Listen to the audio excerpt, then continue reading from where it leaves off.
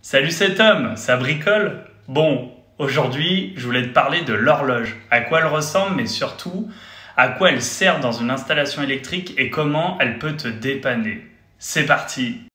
L'horloge, c'est ce petit produit modulaire ici qu'on va retrouver, qui peut faire un module avec une apparence avec des picots ou avec un écran électronique, et après elle existe aussi en deux modules pour des modèles un peu plus spécifiques au niveau des réglages et avec plusieurs contacts.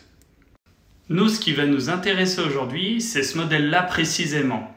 En gros, comment il va fonctionner? C'est un petit moteur qui est alimenté, qui va faire tourner un mécanisme avec ces petits picots que vous avez vus qu'on va régler en fonction des heures, et qui, au moment où il va passer sur le réglage, ça va fermer un contact et du coup alimenter quelque chose en particulier.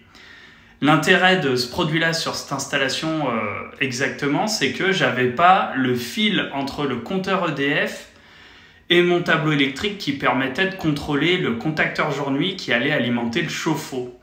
Donc pour simuler l'impulsion EDF, j'ai installé cette horloge et je l'ai réglé en fonction des horaires jour et nuit du contrat du client. Pour vous montrer exactement comment on va régler la machine, donc ça se passe comme ça, il y a une petite façade de protection qu'il faut lever. Et ici, on va avoir donc plein de petits picots en bleu avec un petit schéma qui nous explique quand mettre en off, quand mettre en on. Et après, ces picots, ils viennent se régler comme ça, tout bêtement. On vient les décaler. Ici, bon là, je dérègle tout, mais hop, comme ça. Et après, on va les recaler dans l'autre sens, tout bêtement. Donc ça permet de venir programmer ses heures. Là, c'est au quart d'heure. Donc de 15 à 16 heures, c'est au quart d'heure et ainsi de suite. Et vous avez 24 heures, comme dans une journée. Et après, en plus de ça, vous allez retrouver un bouton off, un bouton on pour la marche forcée. Et après, l'horloge pour dire que c'est en programmé en fonction des picots, comment vous les avez réglés. Pour tout ce qui est schéma, je vous en ai déjà parlé dans une précédente vidéo.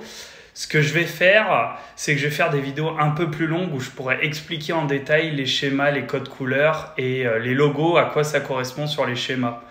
Mais je ferai ce type de vidéo plus sur la plateforme YouTube parce que ça sera beaucoup plus simple. Voilà, c'est tout pour aujourd'hui. Tu veux en apprendre plus sur le bâtiment?